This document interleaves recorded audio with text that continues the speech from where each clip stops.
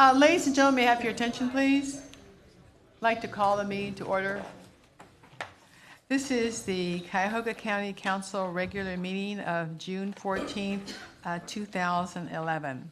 Madam Clerk, will you call the roll, please? Calling the roll, Mr. Germana? Here. Mr. Gallagher? Here. Mr. Schron? Here. Ms. Conwell? Here. Mr. Jones? Here. Mr. Rogers? Here. Ms. Simon? Here. Mr. Greenspan? Here. Mr. Miller? Present. Mr. Brady? Present. Ms. Conley? Here. All right, thank you. Will you please rise for the Pledge of Allegiance? I pledge allegiance to the flag of the United States of America and to the republic for which it stands, one nation, under God, indivisible, with liberty and justice for all. This afternoon, Mr. Schron and I had an opportunity to participate in a Flag Day celebration and a joint birthday celebration for the United States Army. Cool. That's the Army. Okay. Sponsored by the Joint Veterans Commission, and it also featured Judge William Boyko, who swore in 30 new citizens of the United States. And so I'd like to dedicate our moment of silence today in memory of our flag, our United States Army, and also our 30 new citizens.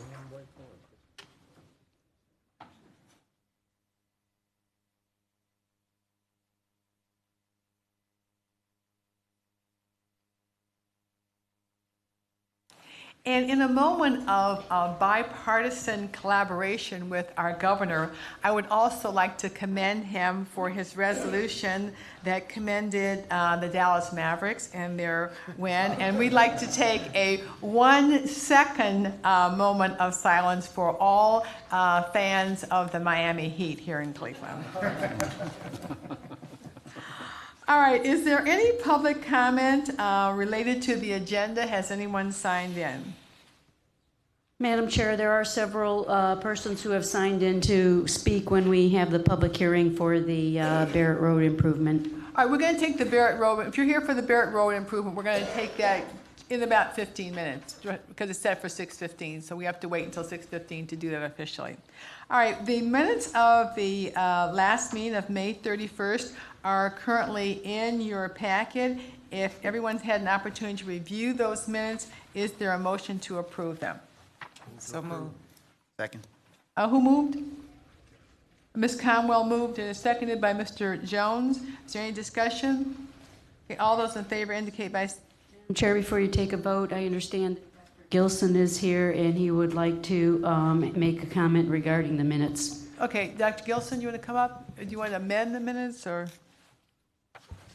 No, I was just mentioned in the minutes. Good evening. I just wanted to say thank you to the council. I wasn't able to be here last week because I was traveling from Connecticut. I got here about 7:30 or so, so I apologize for that. But I did want to thank you for the confirmation vote and for expediting the process, and wasn't here to do it in person last time, so I wanted to come tonight to say that.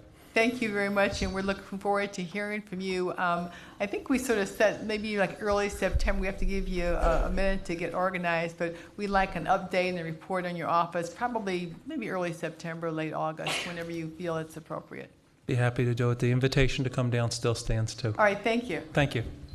All right, is there any other discussion on the minutes? All those in favor indicate by saying aye. Aye. Aye. Opposed? All right, the ayes have it. A message from the county executive. I'm going to be quite brief, Madam President. One thing that I want to mention is that, as was reported on quite a bit last year regarding the sheriff's office, there's, in particular, their process of doing appraisals when it came to foreclosures. There was some press reports and attention paid to that last year, and about how the system that was in place at that time was less than ideal. We're going to be implementing a new system, and I think a more professional system of how those appraisals are going to work. I anticipate I'll be able to give you more detailed information later this week from our HR department, from the sheriff's office about exactly how that's going to work. But it's going to be an effort to depoliticize and professionalize the appraisal process that's used in the sheriff's, and we're using some of the same principles that we're using to change the appraisal property on the reappraisal process that we're doing through the auditor's office. So we'll be briefing you on that later, probably later this week. Thank you. All right, thank you. Item 8, consideration of a motion of council for first reading adoption under suspension of the rules. Madam President. Mr. Miller. Madam President, I move that rule number 3D requiring ordinances and resolutions to be read at 3 separate regular meetings of council and rule number 12A requiring reference to committee be suspended, and that motion number 2011-0037 be considered for final passage at tonight's meeting. Second.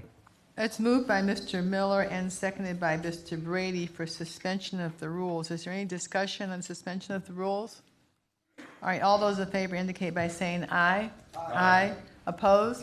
All right, the ayes have it. The rules are suspended as to motion 0037. Madam Clerk. Motion number 2011-0037, a motion appointing individuals to serve on the Council Districting Commission and declaring the necessity that this motion become immediately effective. The individuals to serve are Thomas Beyer, Martin Kolb, Kenneth Lumpkin, Michael Cleary, and Virginia Aveni. I'd like to move this motion, please. Second. All right, moved by myself and seconded by Mr. Gallagher. I'd just like to say that we have Mr. Kolb here. If you should stand up and be recognized. He is a resident of Shaker and is a retired businessman from GE. Mr. Beyer is a professor at Cleveland State. Mr. Lumpkin is a former city Cleveland councilman and attorney. Mr. Michael Clary is a director of a national collegiate sports organization. And Ms. Aveni is a former state rep and a former member of the County Planning Commission. These persons are appointed pursuant to Section 3.04, subsection 2 of the county charter that states that immediately following each decennial federal census, commencing with the census of 2010, the county council shall appoint 5 electors of the county, not more than 3 of whom shall be members of the same political party, and none of whom shall hold public office or be an officer of a political party. And I believe that our nominees meet that qualifications. I might also point out that the county has engaged, after a RFQ process, a triad research to do the statistical research for the study that will be the basis of the commission's work. All right, if there's no other discussion on that matter, are we prepared to vote? All those in favor indicate by saying aye. Aye. Opposed? All right, the ayes have it. I'd like to thank in advance Mr. Kolb and all the other members of the commission. This is just an act of civic service on their part, and we appreciate their service in advance. Item 9, consideration of a motion of council for first reading and referral to committee. Motion number 2011-0038, a motion confirming the county executive's appointment of Wade Steen to serve on the Cuyahoga County Community Improvement Corporation Board of Trustees and declaring the necessity that this motion become immediately effective. We refer this to the Human Resource Commission under Ms. Conwell. Item 10. Madam President. Yes. Madam President, I move that rule number 9D requiring ordinances and resolutions to be read at 3 different regular council meetings be suspended, and that motion number 2011-0032 be considered for final passage at tonight's meeting. All right, moved by Mr. Miller and seconded by Mr. Rogers for suspension of the rules. Is there any discussion? All right, all those in favor indicate by saying aye. Aye. Aye. Opposed? All right, the ayes have it. The rules are suspended as to 0032. Madam Clerk. Motion number 2011-0032, a motion confirming the county executive's appointment of Vanessa L. Whiting, Esquire, to serve on the Metro Health System Board of Trustees and declaring the necessity that this motion become immediately effective. Move to adopt. Second. Moved by Mr. Shrine and seconded by Mr. Gallagher. Is there any discussion? Ms. Whiting was actually here earlier. She came to the 4 o'clock session, and we told her she didn't want to stay the whole session. She didn't have to stay, but she was here to introduce herself. Madam Chair, I would like to say Ms. Whiting she was very experienced professional that has served on numerous boards, and she still serves on many boards. And the committee, the HR committee, feels that Ms. Whiting has the mission of the hospital in her heart and will serve this board well. Madam Chairperson, Yes, Mr. Brady. the Health and Human Services Committee concurs. All right. Any other discussion? All those in favor indicate by saying aye. Aye. Opposed? All right, the ayes have it, and Ms. Whiting will be officially notified. Madam Chair. Yes. I just wanted the council to know, we do have our final nominee that will be getting you that information on who that person is within probably a week or less. So I anticipate that'll be the last opening that we have currently in front of the Metro Board. Okay, thank you. Item 11, committee report and consideration of an ordinance of council for second reading adoption under suspension of the rules. Madam President. Mr. Miller. Madam President, I move that rule number 9D requiring that ordinances and resolutions be read at 3 separate regular meetings of council be suspended, and that ordinance number 2011-0025 be considered for final passage at tonight's meeting. Moved by Mr. Miller, seconded by Mr. Greenspan. Is there any discussion on suspension of the rules? All right, all those in favor indicate by saying aye. Aye. Opposed? All right, the ayes have it. The rules are suspended.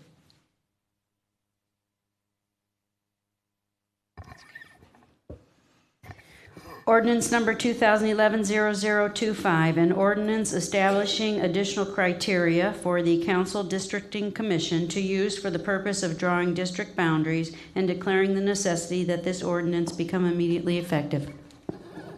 Adopt. Second. Moved by Mr. Miller, seconded by Ms. Conwell. I believe that Mr. Miller had some discussion on this. Madam President and my colleagues, Cuyahoga County Charter's Article 3, Section 4, Subsection 3 provides the criteria for the Districting Commission to use in establishing the boundary lines for the county council districts. And that section also allows the county council to establish additional criteria, provided that those criteria are not in conflict with the U.S. Constitution, the Ohio Constitution, or any applicable law. This ordinance provides an additional instruction to the Redistricting Commission. As you know, in order to set up staggered terms, 5 council districts will hold elections in 2012 and 6 will hold elections in 2014. Suppose that in redistricting, the districts 8 and 9 would determine that the new districts would have similar territory as they do now, but that for whatever reason, the Redistricting Commission decided that what used to be District 9 would now be numbered as District 8, and that the old 8 would be numbered as District 9. This could create confusion as to whether the new District 8 or the old District 8, now numbered 9, would hold its election in 2012. This ordinance provides guidance to the Redistricting Commission to retain the current numbering system, thus avoiding this confusion. The specific mechanism is to specify that the Districting Commission, once it develops the boundaries for the 11 new districts, that it shall number the new districts so that a maximum number of districts have the same district number as the old district comprising the largest share by population of the new district. In order to avoid this potential confusion over the elections in 2012 and 14, I ask for your support for the ordinance. All right, it's been moved and seconded. Mr. Miller's giving discussion. Any other discussion? Mr. Brady? I just want to thank Councilman Miller for providing clarity on this issue. I think the county would be well served to adopt this ordinance. No, it doesn't work. No, sir. Madam Yes, Chair. Mr. Greenspan. I too wish to thank Mr. Miller for this, and I wish to be added as a sponsor to this legislation. All right, you add Mr. Greenspan's name. All right, any other discussion? All those in favor indicate by saying aye. Aye. Opposed? All right, the ayes have it. We're going to move to item 17 on the agenda. I'll note the time is 6:20. This is a hearing on the objections of the road widening and reconstruction of Babbitt Road from Stafford Road to Berea West Corporation Line and the replacement of Barrett Road culverts number 8, 9, 10, 11 in Olmsted Township. And I believe this is going to have to be done under suspension of the rules.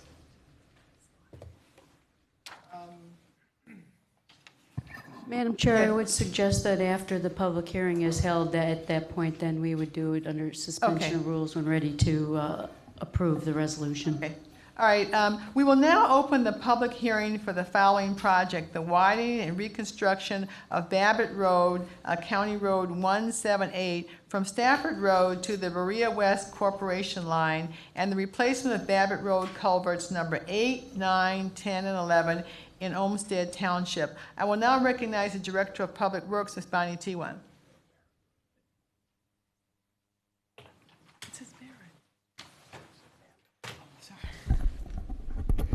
I think I said Babbitt, it's Barrett.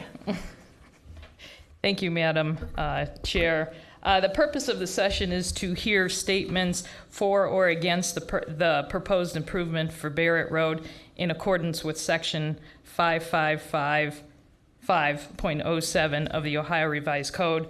Notice of this hearing appeared in the Plain Dealer on May 20th and May 27th. In addition, the construction and right-of-way plans were made available for public viewing at the County Administration Building in room 424. If I may, I'd like to go over some of the details, the proposed improvements of the Barrett Road improvement. The Barrett Road improvement is the repair and widening and resurfacing of Barrett Road. It's widening and realigning of 0.57 miles of the existing pavement. Some of the pictures, here's the profile view. You can see we're flattening out some of the curves, and we're widening the pavement. 4 culverts that we are replacing and widening from a pavement that's a lane and a half at the culvert locations to a full a lane in each direction at the culvert locations. Included in this project, we are installing a new 8 and 12-inch water main and hydrants, service connections, new guardrail, roadway signage, and pavement markings. The cost of the project is $3,960,000.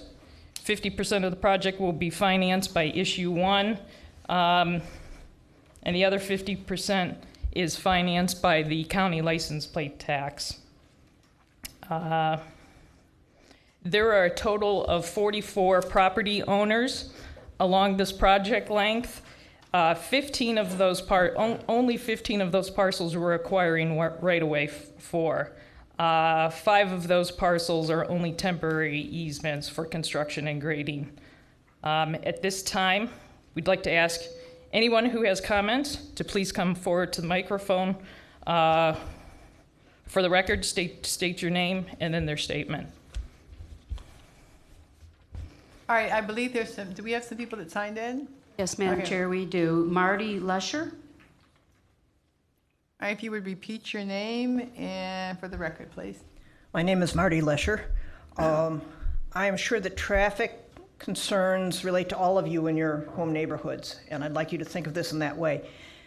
Our roads should exist to serve our citizens and communities, not to degrade them.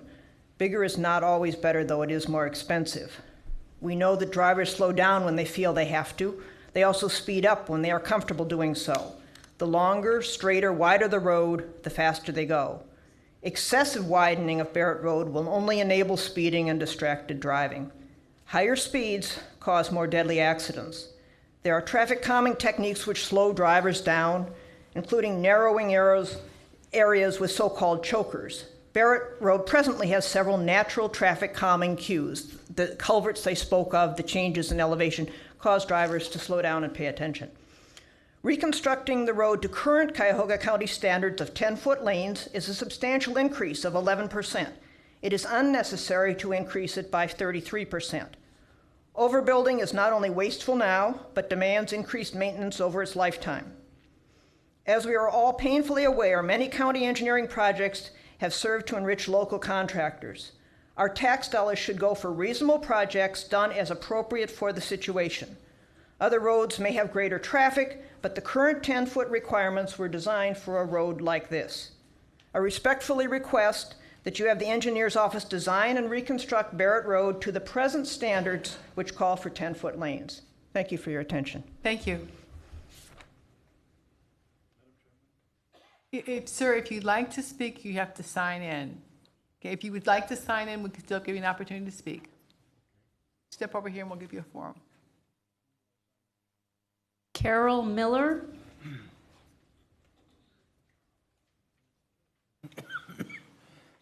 My name is Carol Miller. I live on Barrett Road, and I have lived on Barrett Road since the 1970s. Residents have concerns about how the proposed road rebuild will impact our lives and our property values. We would like the road to fit into our lives and to maintain the historic appearance of our neighborhood. Barrett Road and Lewis Road and No Bottom Road were given the historic status some years back by the county commissioners. We would like this road to fit into our lives and not destroy the appearance of our neighborhood. Speed is the issue. In front of my house, the road, and I live at the widest part of Barrett Road, the road is 16 feet wide, 2 8-foot lanes. The plans for the rebuild show 11-foot lanes plus a 1-foot paved shoulder plus a 2-foot unpaved shoulder plus a swale. Pavement alone will be 8 feet wider. Research clearly shows that the wider the road, the faster the traffic. I agree with Marty Lesher. The state and county road design standards allow for 10-foot lanes, and this is appropriate and desirable in this area. The county engineer we've spoken with him, and he is very, very reluctant to downgrade this project from 11-foot to 10-foot. He cites research that says that the 11-foot lanes would be safer. I've seen this research as well, but I've also seen research that indicates that when the road design fits the setting of the community, drivers do moderate their speeds. The county is attempting to build a forgiving road, but in that effort, I believe that they've gone to the point of making it an enabling road, and when accidents happen, they will be more serious because of the greater speed. The county has given this dollar amount of $4 million for Barrett Road, and this does seem like a lot of money for this project, which is 7/10 of a mile of a rural road. Residents would like to see this scaled back to the state and county minimums of 10 feet. Thank you. Thank you. Someone else sign in? I'm sorry if I messed this name up. Tom Havarti? Ovadi?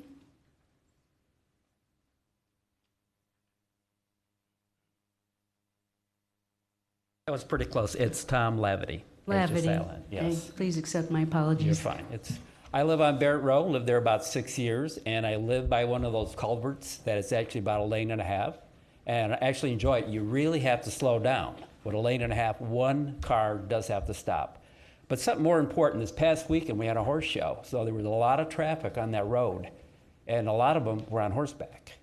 And so that's a big difference for us. I mean, safety is a concern. A 10-foot wide wood road would suffice. Plus, I went out last night with the tape measure to the road that would be matching up to, it was only 10 foot wide. So I'm not sure why we need 11 if just a half mile from my house, it's only 10 foot.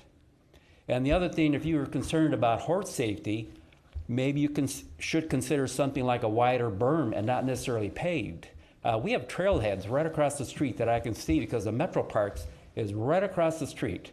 And that's part of the flavor of where we live.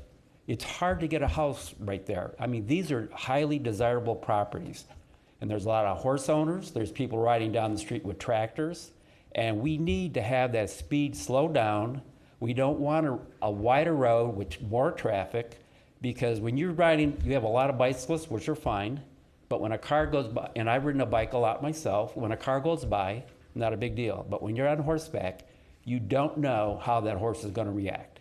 And the last thing we need after this project is all done is to have an incident on the road, which would not speak kindly of what we're trying to do. So the big thing is we're not going to stand in the way of progress, but we'd like to keep it 10 foot. And we're not sure why, other than we have money to spend and let's spend it.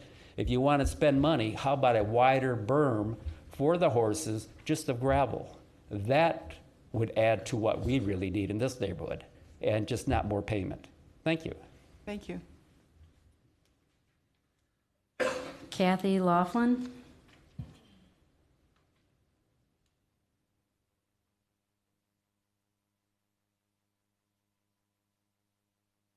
Hi, my name's Kathy Laughlin. I also live on Barrett Road. I'm in agreement with the three folks who have spoken before me. I'm thrilled that they're redoing the road and putting in water lines because we really need public water. But I'm not for the 12-foot lanes. It seems excessive pavement-wise. And I would rather have like a 4-foot shoulder for the horses to walk on. And that's it. Thanks. All right, thank you. And finally, Trustee Jim Carr from Olmsted Township.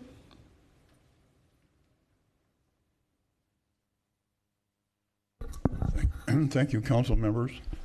I want you to know I have great sympathy for the statements made previously.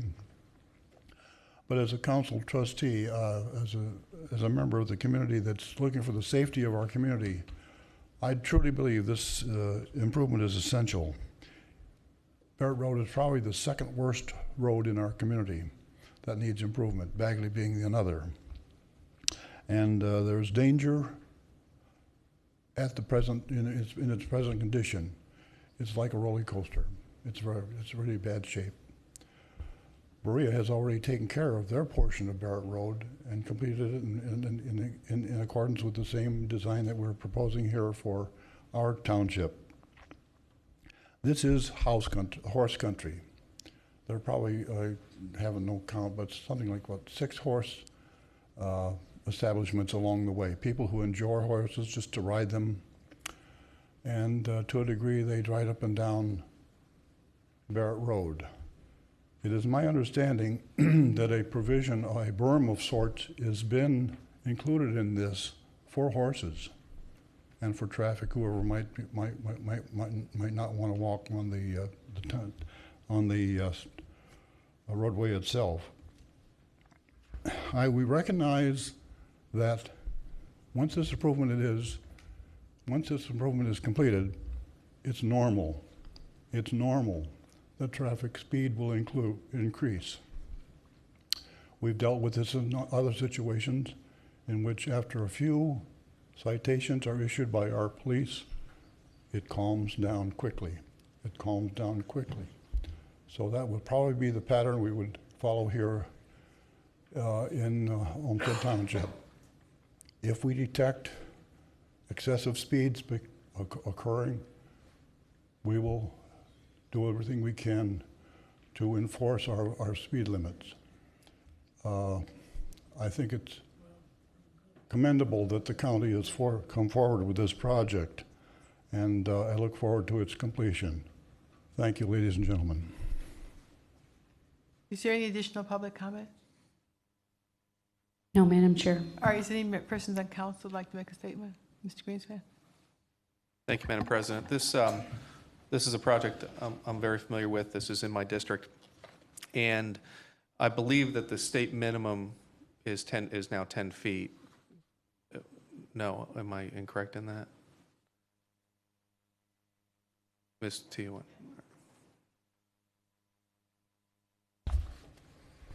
Good evening, Madam President, councilpersons, Councilman Greenspan. The standards Would that you identify yourself, please? I'm sorry, I'm Brian Driscoll. I'm the Chief Highway Design Engineer for the Department of Public Works. Thank you. The standards that we have are published standards for a new construction project such that we have here is 11-foot minimum and 12-foot desirable. I think the 10-foot that we've been hearing about today is from the section of our standards for what they call 3R projects, which are resurfacing, whatever, which is a special category the state set up if you're just doing a maintenance resurfacing type project. But if you're building a brand new roadway, the standards are slightly different. Okay. All right. Thank you. My point to this is this area is an extremely rural area. And as we've heard testimony with, significant horseback riding activities, my recommendation would be that this project be built to the minimum allowable standards based on the continuity of the community being in this area, being rural in nature. And so that would be my recommendation on this project, having spent time out there and spent time significantly speaking with the number of the residents and understanding the complexity and the desires of the residents to maintain this, to obviously repair the road, but obviously maintain the, as I stated earlier, the continuity of their community as it is today. Here. Yes, Ms. Simon? Obviously not my district. I'm in District 11. However, when hearing from these residents today, I have to say that they're the ones living there and understand that they probably move there and enjoy the whole nature of that area to ride their horses and to maintain the beauty of a rural community, which is getting rarer and rarer, as we expand with sprawl.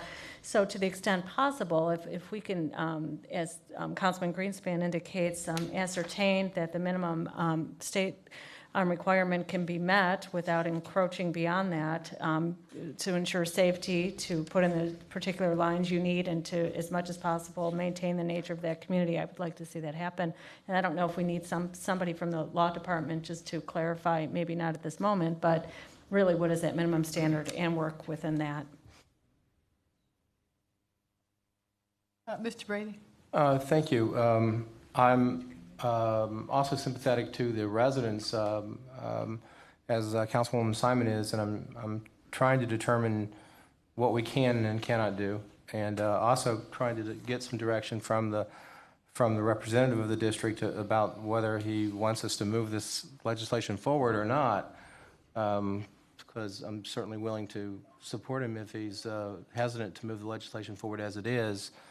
Otherwise, I'm not sure precisely what it is that we're voting for or against, rather than a recommendation. Let me have Ms. Schmeitzer explain. My understanding is this is a prescribed public hearing that we must have. And so if there's no further comment, we can close the public hearing and she can give us an explanation and we'll call on Ms. Tewan again. Because we could refer this to committee. We could very well do that because the resulting action of this would be the council approving the surveys, construction plans, et cetera. And if that is to be changed, then that would not be a reasonable action for council to take, to approve all of that at this time. So if we vote on this tonight, it would actually start the process. If we refer it to committee, then the committee would have an opportunity to look at it before any processes start. Is that correct? Correct. You have a question? Yeah, Mr. Schreiner. We heard testimony that this was declared a historic status by the former government that was in place. Do we know anything about that from Ms. Tewa or anybody from public officials as to whether it was or wasn't? If somebody could take the microphone and put that on the record, please. as opposed to shaking head. If I was in the courtroom, I'd say I acknowledge the witness, and the witness is shaking their head, but that's not my role at this position. You couldn't hear his rattling all the way over Well, here? I watched his head. It was a According to my roadway... nonverbal communication. According to my roadway design engineer, that we're unaware of that designation. Could we please check the research on that, just to verify, then at some point along the way before this becomes a final piece of legislation? So I would, rather than surmise that, if we heard it from the public residents, we would like to have one verification on the record from. And then the that. question would be, how does that impact anything Absolutely. that we're doing? At that point in time, if it carries historical nature, I know living out in my community, there are streets that have historical nature, brick roads that have been maintained, and as a result, they have a unique characteristic that I think carries with it certain obligations. Madam President, if I may? Yes. You know, when we talk about our minimum standards, we have designed it to the minimum standards. We have 11-foot lanes, which is our minimum standard. We've also added 2 foot of gravel to address the horse path issue. That was at the request of the residents when we were meeting with them. So as you look at the typical section there on the left-hand side, there's an additional 2 feet of gravel that we placed there, that we designed into the project for a potential horse trail there. So we have 11 foot plus a 1 foot paved shoulder plus 2 feet of gravel to address that issue. Madam President? Yes, Mr. Greenspan. Thank you. If this project is spec'd and before us in minimum standards, then I would be in favor of us moving on this evening. However, well, let me ask the question before I make that statement. If there, as Councilmember Schron suggested, if there's an historical significance, is there any specific language in any ORCs that would give us the ability to modify the plan as it's been outlined, or is this it?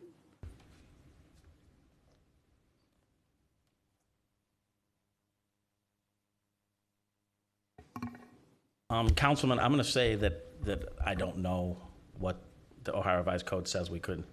You know, if we had to go to the law department and ask for a ruling on that, I mean, we have our published standards. We base those off of what we found, you know, from ODOT.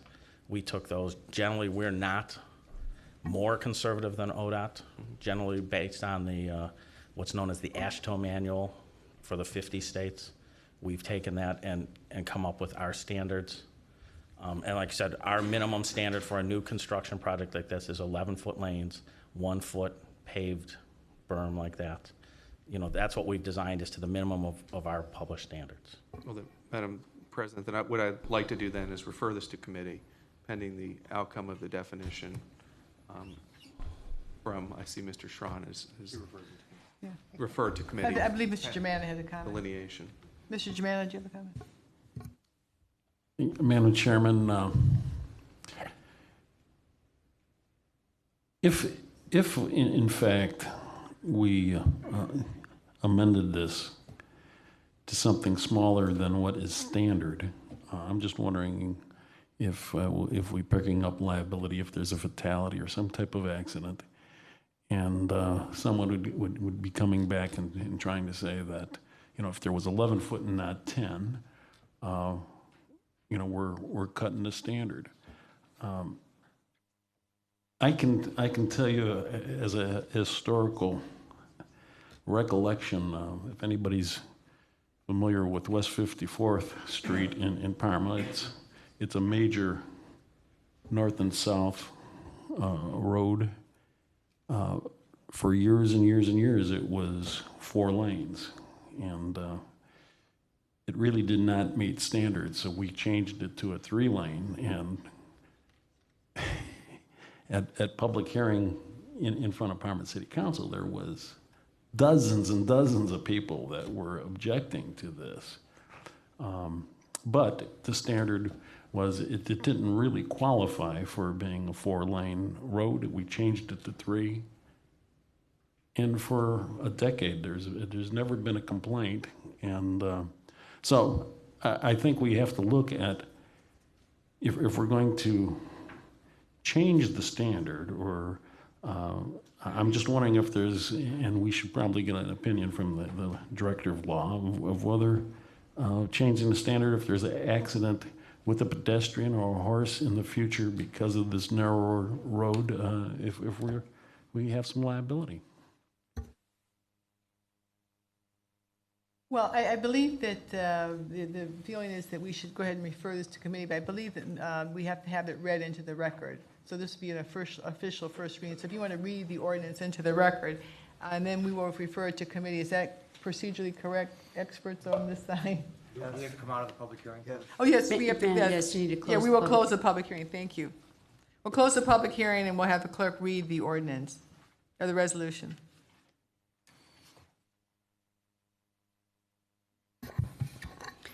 Resolution number 2011-0210, resolution approving surveys, construction plans, right-of-way plans, profiles, cross-sections, estimates of costs, specifications, and right-of-way plat M4997, authorizing the county executive to acquire the necessary right-of-way and to proceed with the widening and reconstruction of Barrett Road from Spafford Road to the Berea West Corporation line, and replacement of Barrett Road culvert numbers 8, 9, 10, and 11 in Olmsted Township, and declaring the necessity that this resolution become immediately effective. All right, we'll refer this matter to the Public Works Committee. Madam Chair. Yes, Mr. Just as a point of clarification, was Gene calling this resolution 011-0210? I'm sorry, I missed the first part of your question. You've been reading that as 0210? 0210 or 210. So we're at 210. I have it in my agenda. It says it's 210, but it's 211 in the backup.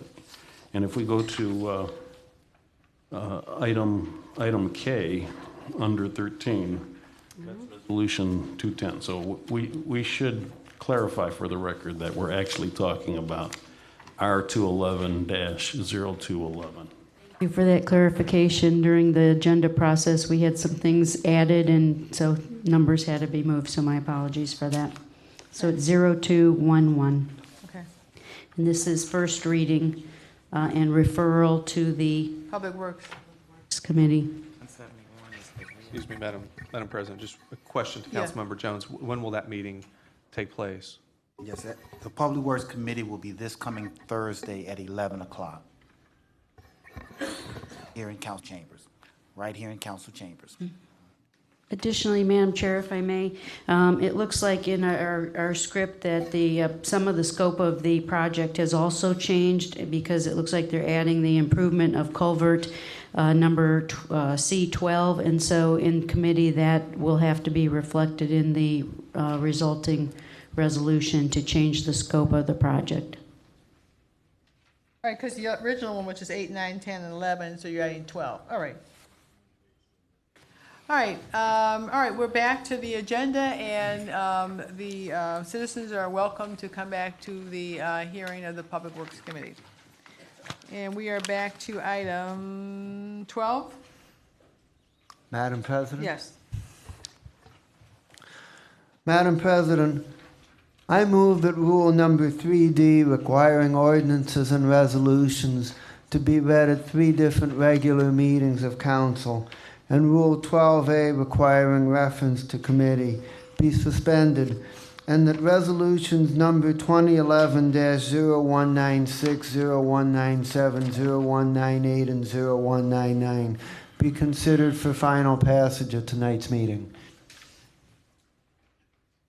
Second.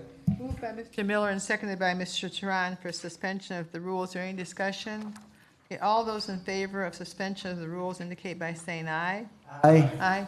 Opposed? All right, the ayes have it. The rules are suspended. Item 0196. Resolution number 2011-0196, a resolution amending resolution number 104840, dated November 3rd, 2010, which approved additional appropriations by correcting typographical errors and declaring the necessity that this resolution become immediately effective. Adopt. Second. Moved by Mr. Miller, seconded by Mr. Rogers. Is there any discussion on this? All right, all those in favor indicate by saying aye. Aye. Opposed? All right, the ayes have it. Item 0197. Resolution number 2011-0197, a resolution amending resolution number 105102 dated December 2nd, 2010, which approved additional appropriations by correcting typographical errors and declaring the necessity that this resolution become immediately effective. Move to adopt. Moved by Mr. Miller, seconded by Ms. Simon. Is there any discussion? All those in favor indicate by saying aye. Aye. Opposed? All right, the ayes have it. Resolution is adopted. Item 0198. Resolution number 2011-0198, a resolution amending the 2011 annual appropriation measure by providing for additional fiscal appropriations from the general fund and other funding sources for appropriation transfers between budget accounts and for cash transfers between budgetary funds in order to meet the budgetary needs of various county departments, offices, and agencies, and declaring the necessity that this resolution become immediately effective. Second. Moved by Ms. Conwell, seconded by Mr. Miller. Is there any discussion on these items? I know a lot of us go through these with some concern, these various transfers. Madam President, Yes, Mr. Miller. they appear to me to be routine, and I support the All right. resolution. All right, any discussion? All right, all those in favor indicate by saying aye. Aye. Opposed? All right, the ayes have it. Resolution is adopted. 0199. Resolution number 2011-0199, a resolution authorizing an award and requisition number 19312 to Burton Scott Contractors in the amount of $1,484,119.40 for repair and resurfacing of Monticello Boulevard from Mayfield Road to Taylor Road in the city of Cleveland Heights. Authorizing the county executive to enter into a contract consistent with said award, authorizing the county engineer on behalf of the county executive to make an application for allocation from county motor vehicle $5 license tax funds in the amount of $1,187,295.52 to fund said contract, and declaring the necessity that this resolution become immediately effective. Moved by Mr. Rogers, seconded by Ms. Conwell. I believe there's some discussion on this from either Ms. Tewan or Mr. Jones. Madam President, I do have a question. I'd like someone to actually tell us the reason why we need the first reading adoption. Madam President, Councilman Jones, if you remember, probably about 6 or 8 weeks ago, there was the same project that we rejected the bids because there was some confusion on the SBE percentage. We actually ended up we rejected the bids, basically. We want to get this project done as soon as possible, so we rebid the project, re-advertised and rebid this project. Through that process, we actually saved approximately $240,000 from our first bid. So that was a success. But we'd like to start this project this year, and it's important that this contractor gets this as soon as possible so he can actually get started, get working this year, and hopefully complete it this year, because this roadway is in relatively bad shape. All right, any other discussions? Madam Chair, Yes, Mr. Germano. as I recall in the Public Works meeting, we, not being familiar with Taylor Road, I was pointed out that it's one of the worst condition roads in that area, so I'm some support of going ahead and doing this under suspension. You know, you should come over to our side of town sometime, Mr. Germano. All the roads go to Carmel. I defer to my East Side council members to let me know those conditions. No, you can't say Chuck Hole. Oh, No, sorry, that's a no-no. All right, any other discussion on this? All right, is everybody prepared to vote? All those in favor indicate by saying aye. Aye. Opposed? All right, the ayes have it. The resolution is adopted. Item 13, consideration of resolutions for first reading and referral to committee. Madam President, Yes. before you proceed on Okay. this item, could I ask to be added as a co-sponsor to motion 2011-0037, which appointed the members of the districting committee. Yes, you may. Oh, all right, thank you. All right, let's proceed then with item R211-0200. Resolution number 2011-0200, a resolution adopting an operating budget for the Human Resource Commission and declaring the necessity that this resolution become immediately effective. This matter would be referred to the Human Resource and Budget Committee, Finance and Budget. Resolution number 2011-0201, a resolution authorizing the county executive to enter into an agreement with Cuyahoga County District Board of Health in the amount not to exceed $5,000 for assessment and health monitoring of playgrounds located in East Cleveland in connection with the Brownfields Assessment Coalition Grant Program for the period August 1, 2008 through September 30, 2012. This will go to Economic Development and the Sustainability Committee. Resolution number 2011-0202, a resolution authorizing the county executive to enter into an amendment to contract number CE 0900-765 with City of Shaker Heights for the City Building ADA Improvement Project for the fiscal year 2009 Municipal Grant Program for the period June 1, 2009 through December 31, 2010, to extend the time period to June 30, 2011, and declaring the necessity that this resolution become immediately effective. This matter will be referred to the Economic Development Committee. Resolution number 2011-0203, a resolution authorizing the county executive to enter into amendments to contracts with various political subdivisions for Workforce Investment Act in-school and out-of-school youth training for the period September 1, 2009 through June 30, 2011, to exercise an option to extend the time period to August 31st, 2011, authorizing additional funds and declaring the necessity that this resolution become immediately effective for the contract numbers and the political subdivisions as printed on the agenda, items 1 through 4. This matter will be referred to Economic Development.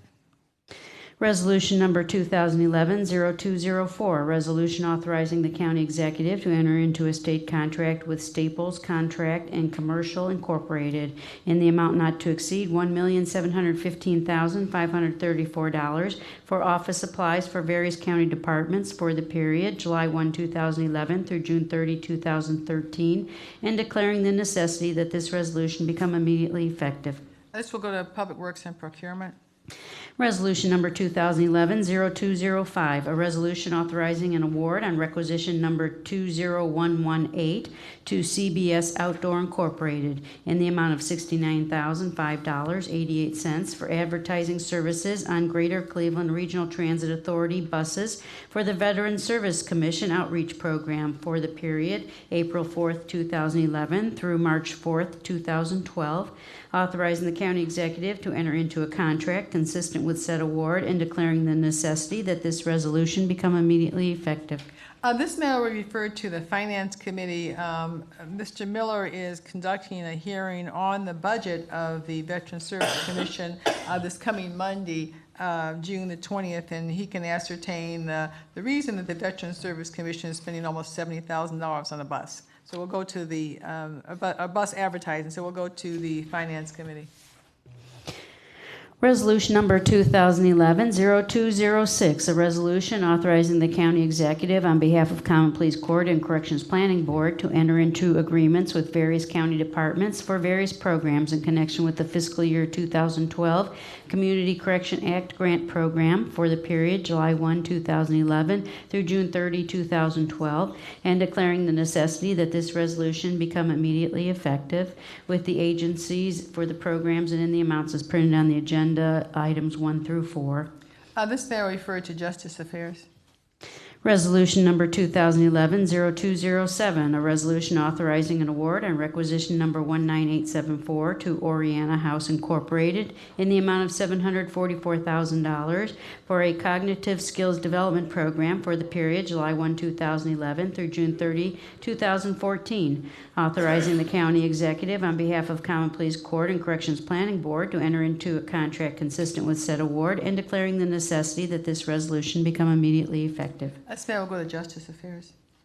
Resolution number 2011-0208, a resolution authorizing the county executive to enter into memoranda of understanding with various social service providers, designating them as approved providers in the Cuyahoga Tapestry System of Care Provider Services Network for the period June 1, 2011 through December 31, 2011, and declaring the necessity that this resolution become immediately effective with the providers as printed on the agenda, items 1 through 16. This matter will go to Health and Human Services. Resolution number 2011-0209, a resolution authorizing the county executive to enter into an agreement with The Ohio State University on behalf of its Ohio State University Extension, Cuyahoga County, in the amount not to exceed $247,000 for educational program services for the period January 1, 2011 through December 31, 2011, and declaring the necessity that this resolution become immediately effective. This matter will go to Health and Human Services. Resolution number 2011-0210, a resolution authorizing and directing the Cuyahoga County Fiscal Officer to make the necessary levy pursuant to Ohio Revised Code Section 5901.11 and declaring the necessity that this resolution become immediately effective. This matter will go to the Finance Committee. This relates to the Veteran Service Commission that I indicated earlier. Item 14, committee report and consideration of a resolution for second reading and referral to committee.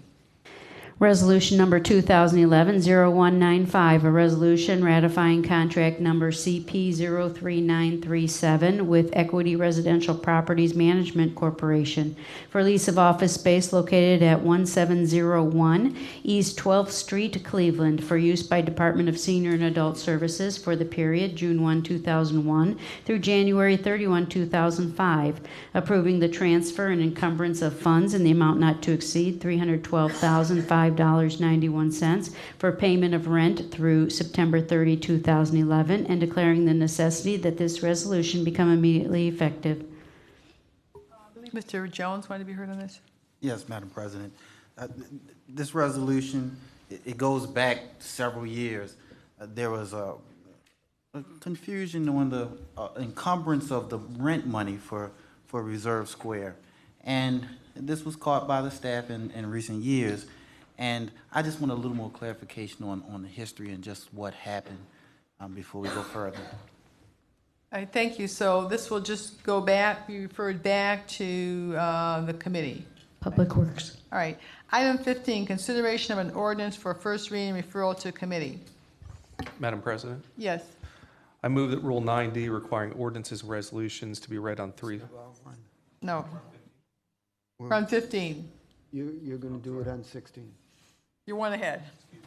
All right. I'm eager. Okay. Ordinance number 2011-0028, an ordinance amending ordinance number 2011-0015 to expire on or before December 31, 2011, providing for the approval and adoption of human resources policies and procedures for Cuyahoga County and declaring the necessity that this ordinance become immediately effective. This matter we refer to Human Resources. Item 16, a committee report in consideration of an ordinance for second reading adoption under the rules. Mr. Greenspan. Now, thank you. As you can tell, the clerk and I are sharing a microphone. Mine is not working. I hope that's not by design. I don't, maybe did you wear it out or what? No, it's not. I burned it. Thank you. Madam President, I move that Rule 9D requiring ordinances and resolutions to be read at 3 separate days be suspended. That ordinance number ordinance 02011-0019 be considered for final passage of tonight's meeting. Second.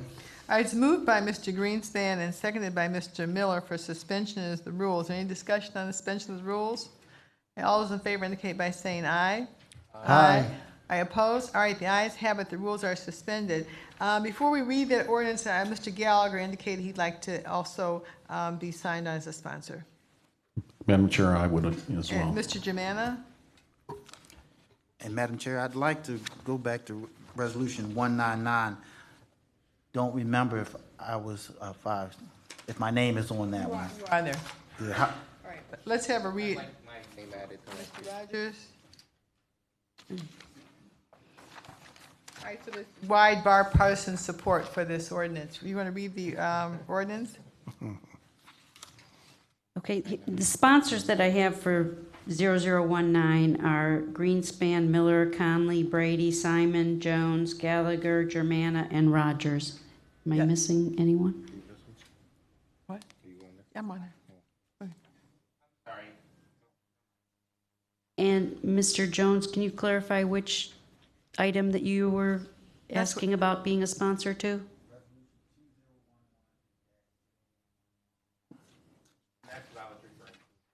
Are you talking about the Inspector General ordinance? No. Okay. No, he went back. You went back. 199 is the award to Burton Scott Contractors. Okay. And so Mr. Jones and Mr. Rogers both want to be a sponsor. Okay. All right, so now. For that one? Okay, and Mr. Rogers, you have come off of the 0019 ordinance. I hate to put you on a spot, but. Yeah, you can keep me off. Okay. Thank you. Mr. Gallagher is definitely on that one. All right. All right, you want to read the ordinance, please? Yes, ma'am. Ordinance number 2011-0019, an ordinance establishing the agency of Inspector General and the responsibilities and duties of said agency and declaring the necessity that this ordinance become immediately effective. Move to adopt. Couldn't get to my You microphone took quick Mr. enough. Greenspan's moment in glory here. No, that's okay. My mic. that. No, we're fine. Thought maybe you were withholding it. No, I couldn't get to the microphone quick enough. All right. The shared so microphone. It's moved by Mr. Schron and seconded by Ms. Conwell. Is there discussion?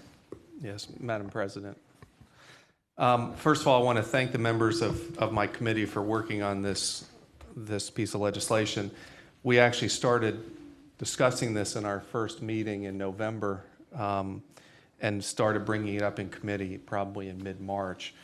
This piece of legislation goes hand in hand with the ethics ordinance which we passed, which is I still position it as the most comprehensive ethics ordinance in the state, and this legislation is a companion to that as far as enforcement of that ordinance is concerned.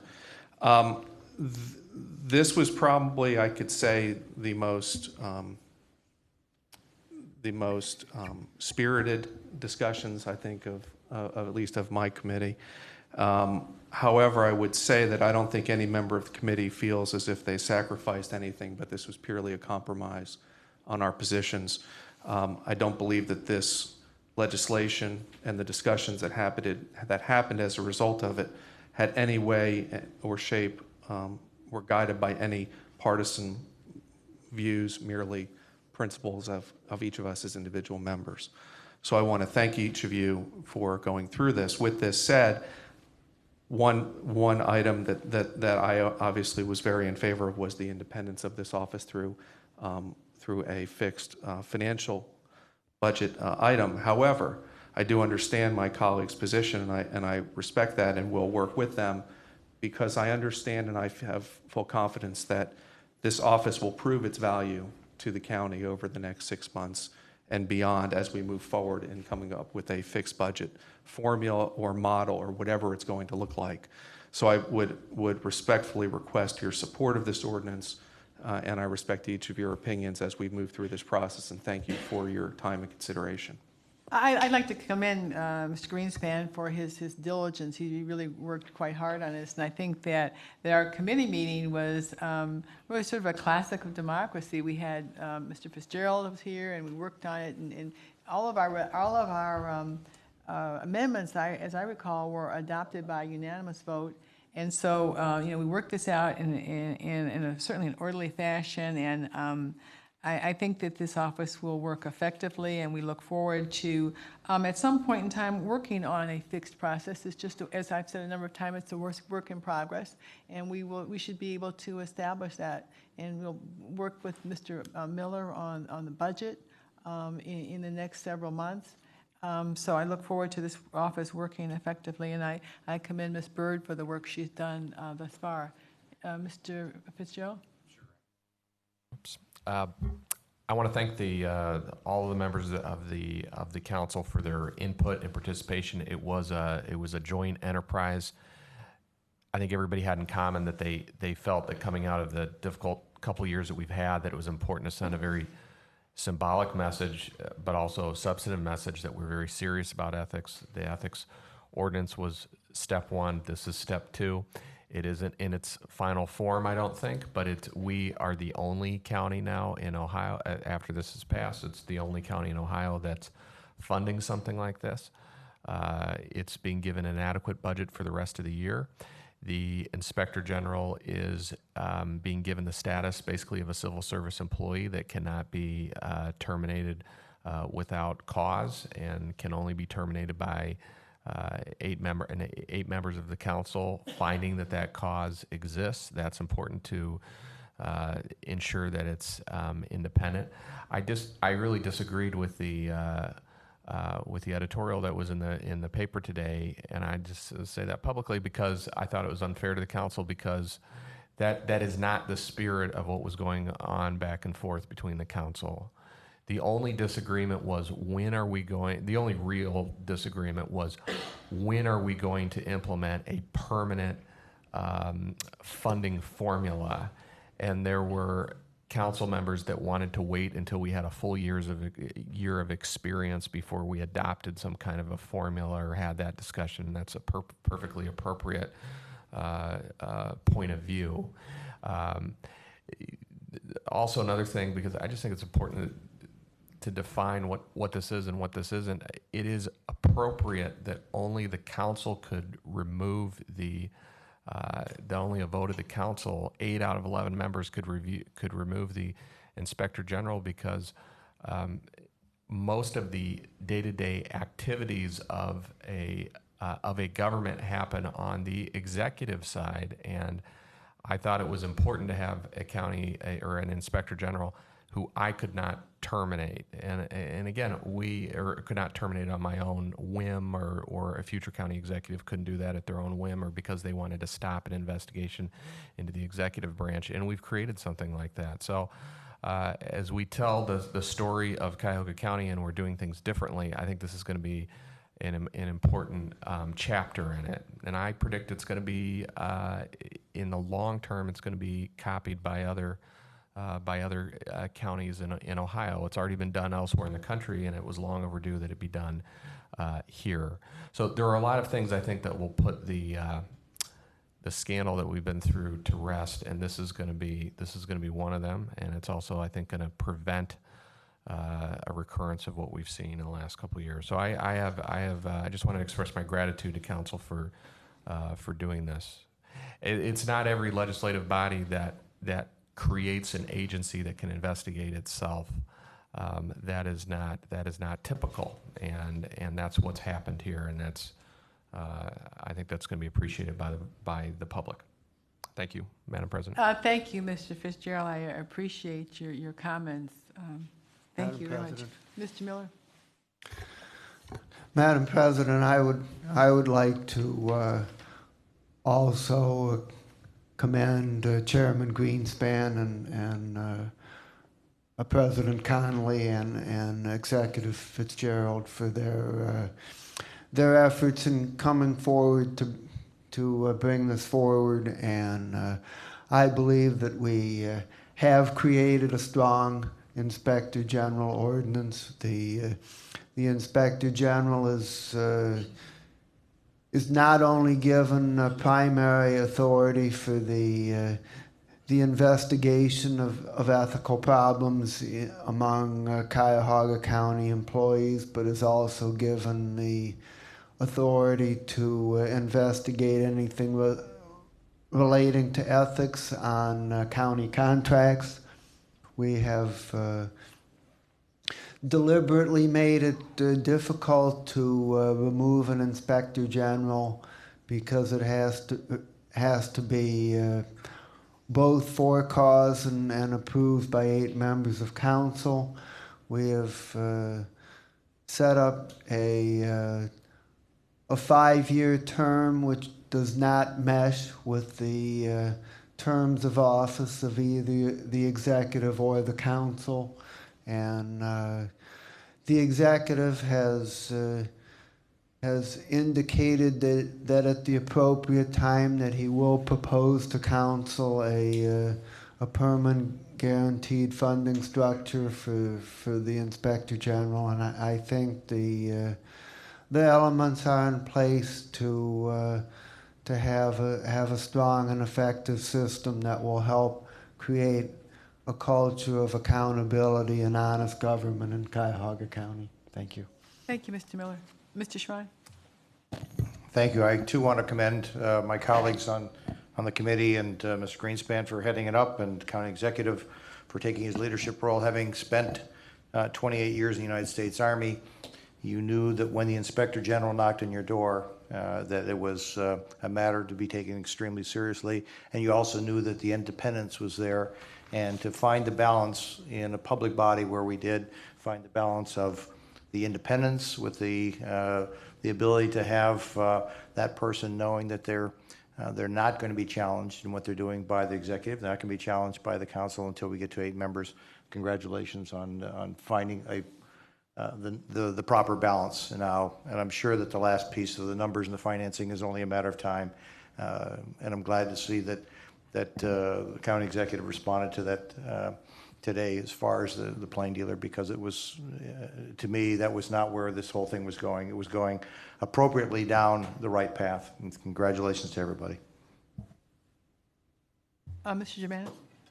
Madam Chair, I'm kind of jealous because it wasn't my idea, but back way when we were just running for council, I heard Ed Fitzgerald at a meeting in Parma talking about the Inspector General, and boy, I got excited about this whole idea. And kind of to piggyback on what Jack Schron said, being in the Army, I had that same feeling when I was hearing this concept coming from our county executive during the campaign. I had this flashbacks of when I was in the Army, in that Adjutant General's division. Inspector General really made something. So I commend the committee, the executive, everybody that is involved in this, because I think we all ran on cleaning up government. I think this is going to be a major accomplishment, and other counties are going to be looking to Cuyahoga County, because this, I think, is as important as passing the charter in the first place. All right, thank you. If there's nothing further, we have to call for a vote on this. All right, all those in favor indicate by saying aye. Aye. Opposed? All right, the ayes have it. The Inspector General agency is created.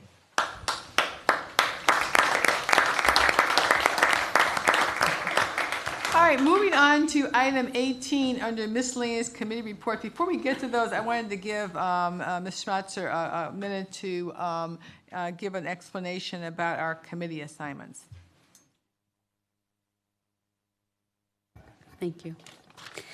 Okay, now that we have our final number of staff with us, we have been able to figure out a schedule for committee meeting coverage having to do with clerking duties of the meeting.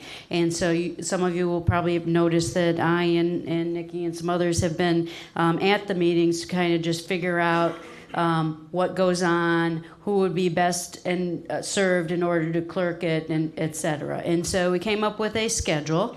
And so each of the committees does have a specific day and time of the week that they meet. And so once I'm going to pass out this clerk coverage schedule, and you'll know that the person listed, you will go to that person for setting up your the scheduling of the meeting, posting it on the website, doing the agenda, assisting with, presentations, getting the materials, or maybe coordinating with the person who will be doing the presentation, doing the minutes, etc. We've set up standardized templates in order to do the agendas and the minutes so that we can, start having everything kind of flow, and that if your assigned staff person for some reason cannot attend or staff your meeting, then you will be notified by one of their alternates. Specifically, Nikki, George, and Khalil will be staffing the committees, and so they will be alternates for each other. And then whatever Joe, Joanne, and Trevor, and whomever, as far as your policy group are concerned, they will be there to assist you for your meetings in other ways, having to do with initiatives and et cetera. And so, Joe can speak to you all about that as far as how he would like to coordinate with that aspect of it. But at this point in time, here is the schedule, so please work with your staff persons in order to do that. We've also done a lot of other things getting prepared in the clerk part of the office. We've established council file naming conventions for posting items to the website. We worked with the ISC to do that. We're in the process of finalizing literal instructions and procedures for the audio recording system. We have, again, the committee meeting schedule that we've done. We have committee clerk coverage procedures, also known as Nikki's rules. That we've named them. She was an integral part in doing the process, and that process will then in the next few meetings for committees be tested, so we may be changing some of those. But we've come right down to writing down everything on how the office of the clerk works. We have rules for our summer interns, intern procedures. We have council chambers scheduling and use procedures. We have a process now for submitting confirmation hearing and appointment requests to the council, as well as any other official documents that have to be submitted to council. So we now have that in writing. Council President Conley had sent a communication with the County Executive Fitzgerald on that, and so we are going to take that information now and put it in, our own format so that we can distribute that to directors and whomever and who we deal with.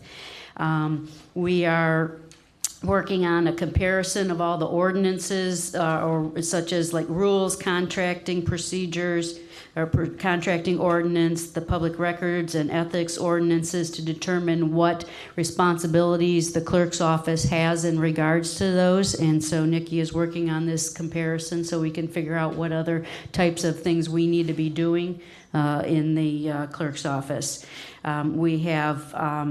We're working on our council retention schedule, and we'll be doing some research on other areas and how they do their retention schedules, what differences there may be as far as now that we're a different governance versus a municipality, or how we were with the Board of County Commissioners, and try and put that together in some semblance of order to be able to get that approved by the county archivist and the Ohio Historic Society, I believe it is.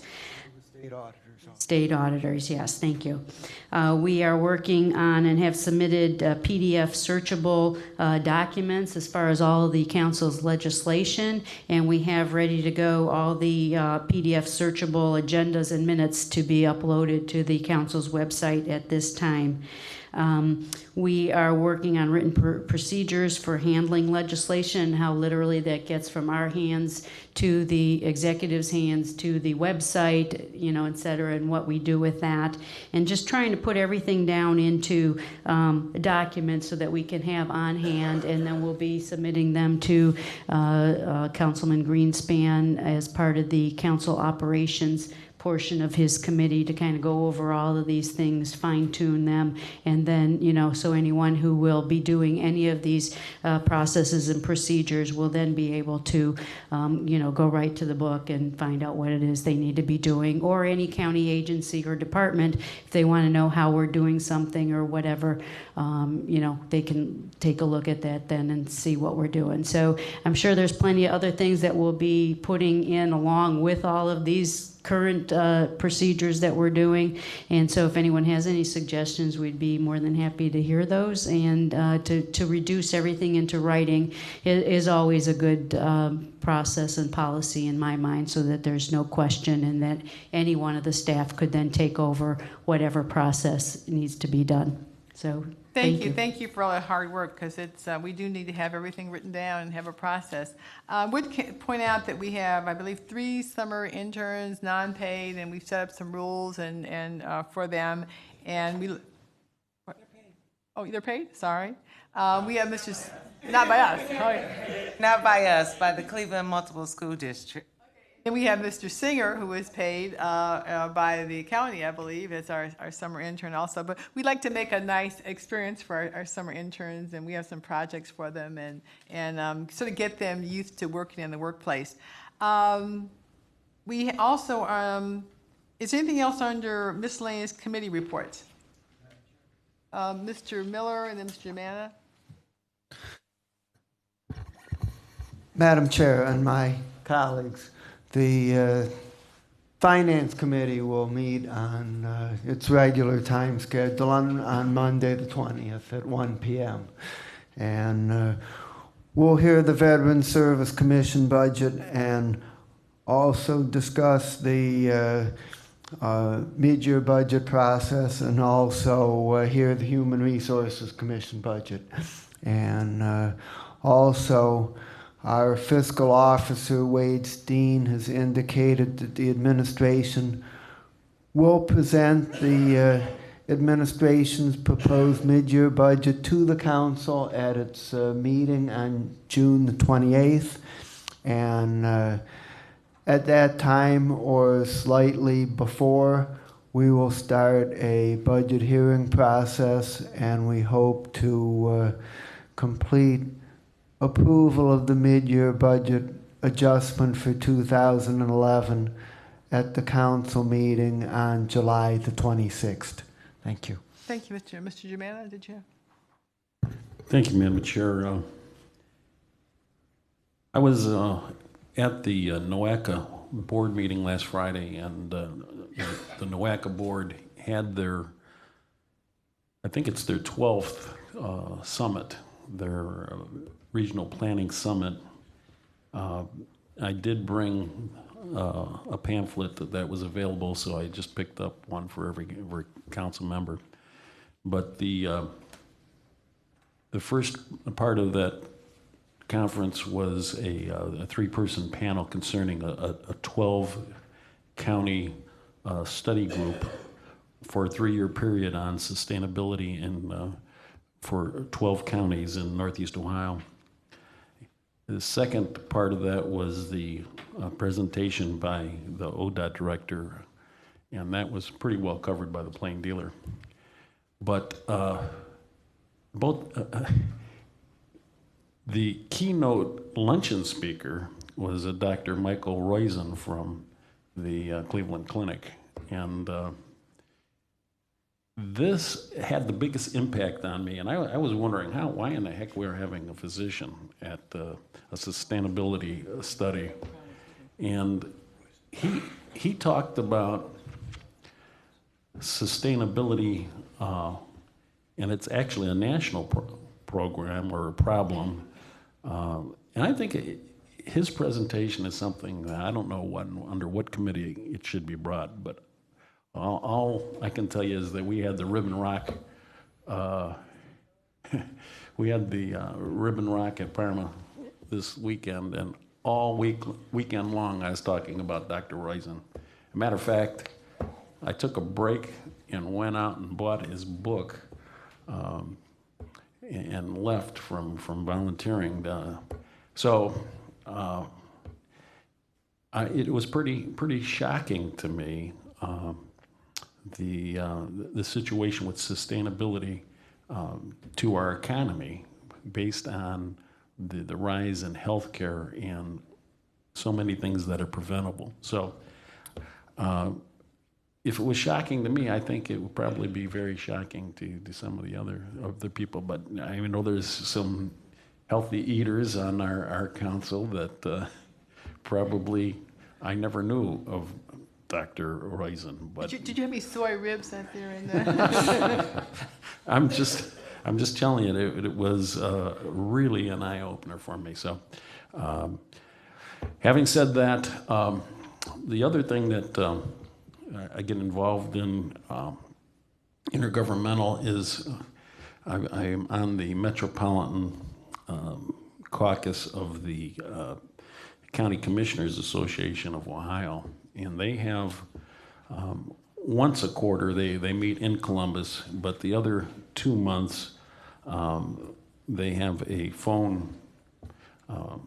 group phone call, and this month is going to be tomorrow at 1:30. So if anybody's interested in listening in and hearing the Metropolitan County Commissioners from Ohio talking, one thing I can report is our system in Cuyahoga County is really superior, because what I hear in these conference calls is these counties that have all these separate elected county officials, it is not as smooth as Cuyahoga County. And when some of these county commissioners found out that I was on this phone call with me, there was a lot of interest in what is happening in Cuyahoga County and what we have to offer.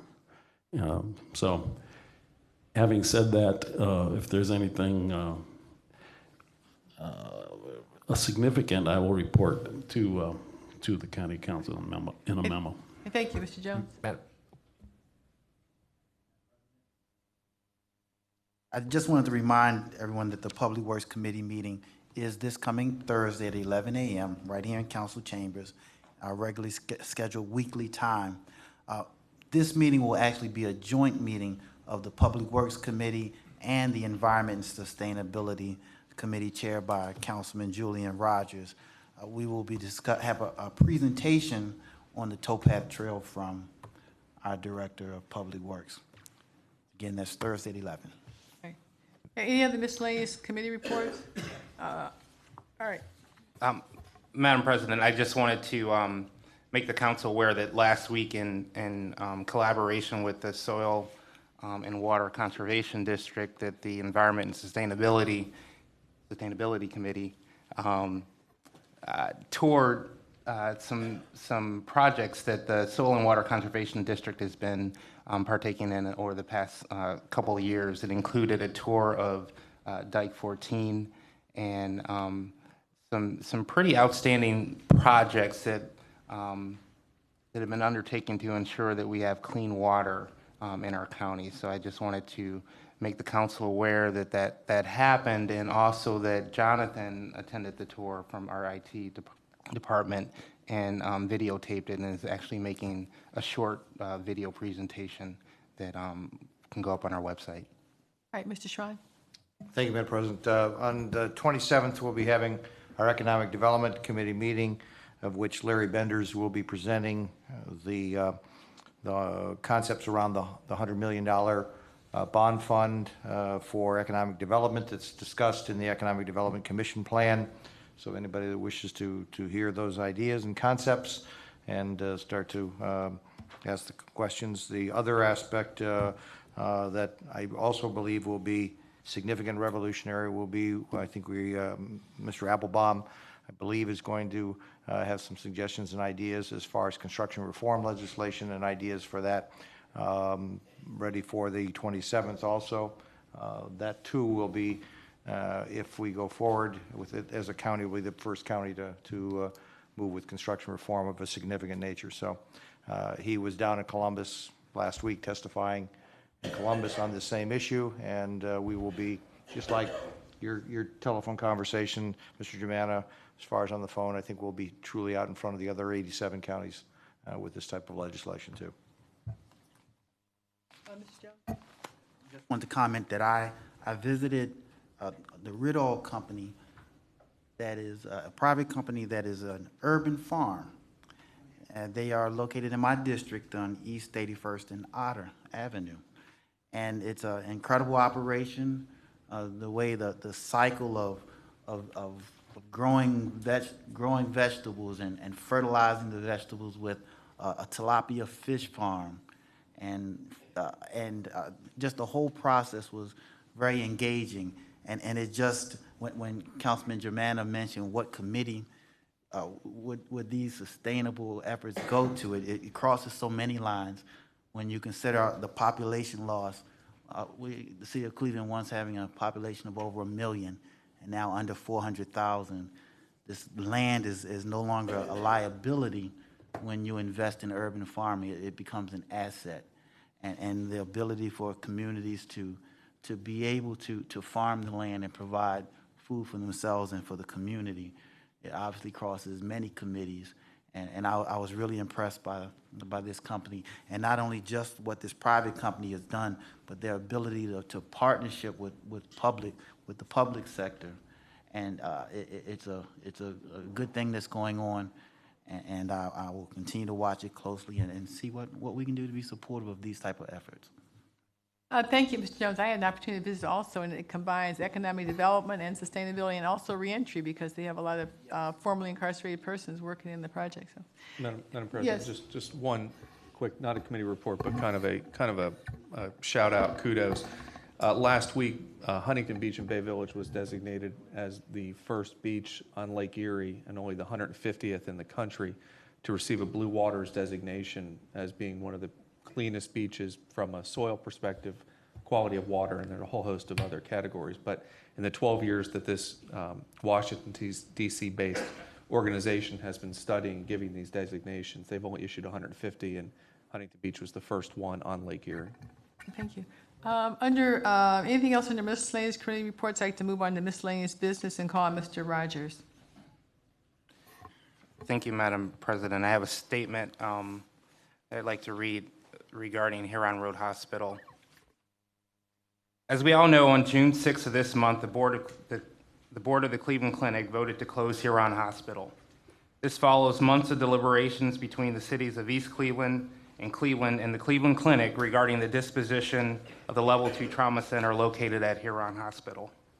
At no time during those deliberations over the closing of the trauma center was it mentioned that the closing of the entire hospital was an option. In fact, during the Cleveland City Council Public Safety Committee meeting of October 18th, Cleveland Clinic CEO Toby Cosgrove was asked several times, point blank, from various members of that committee whether they were planning to close Huron Hospital, and the answer was a firm no. In fact, he mentioned the importance of maintaining the emergency room for meeting the medical needs of the region. Furthermore, at a meeting that several members of the county council attended on March 18th, I asked Mr. Cosgrove if the clinic intended to close Huron Hospital, and he told me at that time the answer was no. Now, in the course of less than 3 months, the answer has gone from a no to a yes. Let me share some facts about Huron Hospital. Huron Hospital has a 137-year history in this community. It's an anchor institution in the city of East Cleveland. It's the second largest employer next to GE with 850 employees, and it generates nearly $3 million in economic activity for the city, according to estimates from Mayor Gary Norton. In 1982, the city of East Cleveland sold the property to Huron Hospital for the low price of $100. Huron Hospital has witnessed many accomplishments over the years.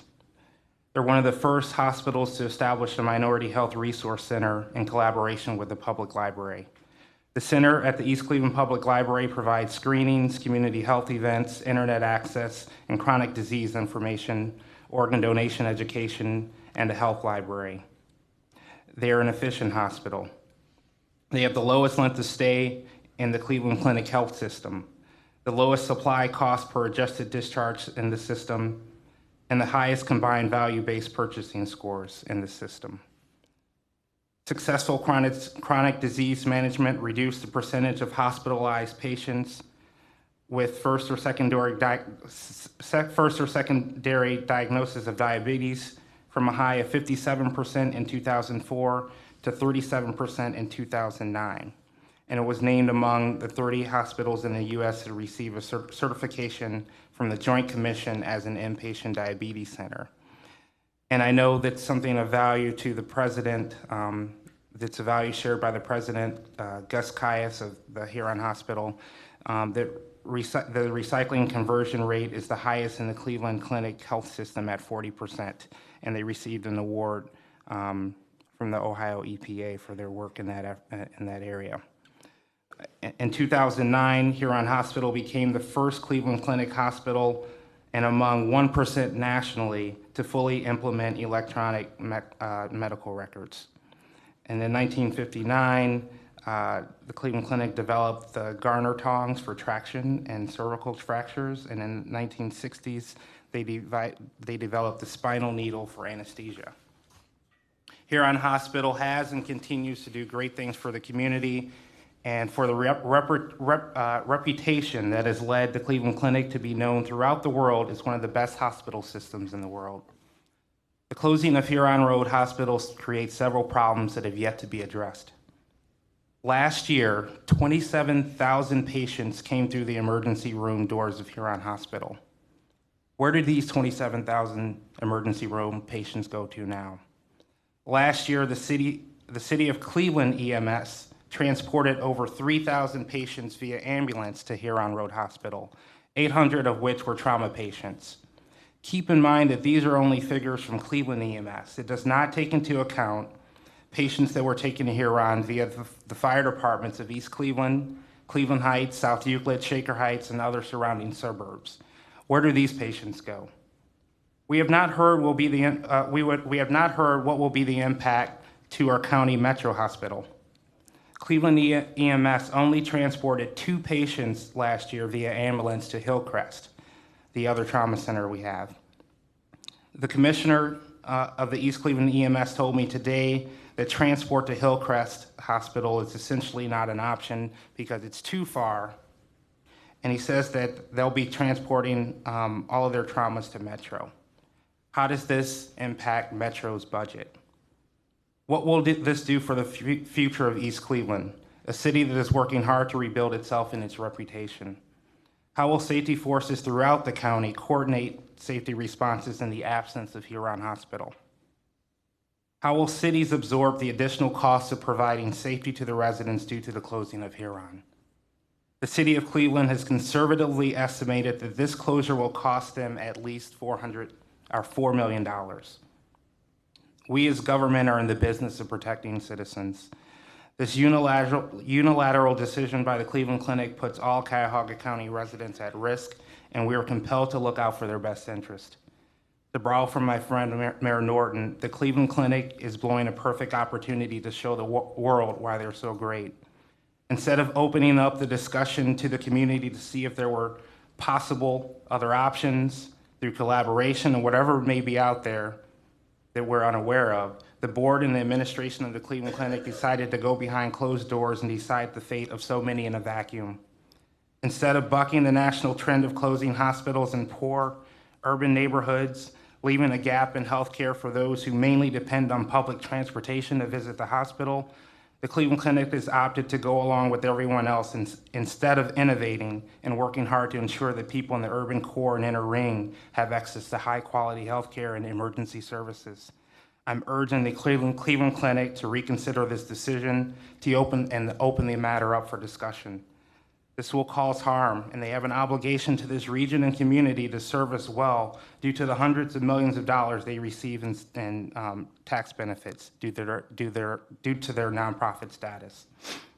I'm also urging this council to have an open discussion with the administration from Metro Hospital on how the closure of Huron Hospital will affect them and the health services on the western portion of this county. This is an extremely important issue for my constituents as well as the county, and I intend to stay on top of this. Thank you. Thank you, Mr. Rogers. Any other comments? I just like to join in Mr. Rogers' comment. The city of Cleveland and Cuyahoga County has a worldwide reputation for healthcare. Literally kings and queens come from all over the world to our community for world-class healthcare. We can proudly show buildings of health facilities all over the county, but when it comes to the least of these, our brethren in East Cleveland and the surrounding areas, the Cleveland Clinic has chosen to take the services away. I join with Mr. Rogers in his position. Not only will we lose this facility, but put strains on Cleveland EMS and the surrounding areas. And all of those of us who live on the east side will be endangered by our inability to receive immediate health care at the trauma center and the emergency room. Persons who went to this hospital for care the persons who would have gone to this hospital and will be now denied care will also be denied the basic American right of health care. Madam President. Yes, Mr. Miller.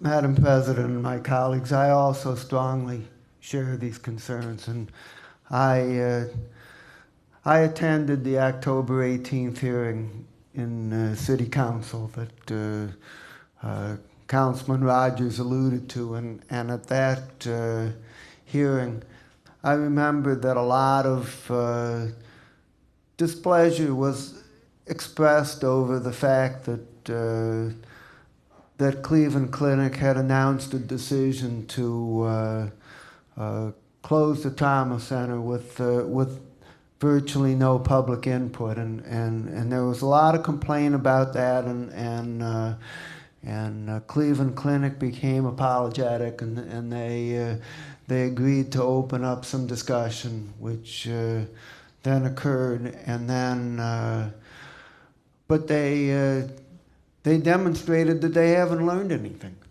and they took an even more drastic decision with even less public input, and they clearly have taken the attitude that it's easier to do what we want to do and make a fait accompli decision and take the heat from the public rather than to engage in a real public dialogue over these important issues.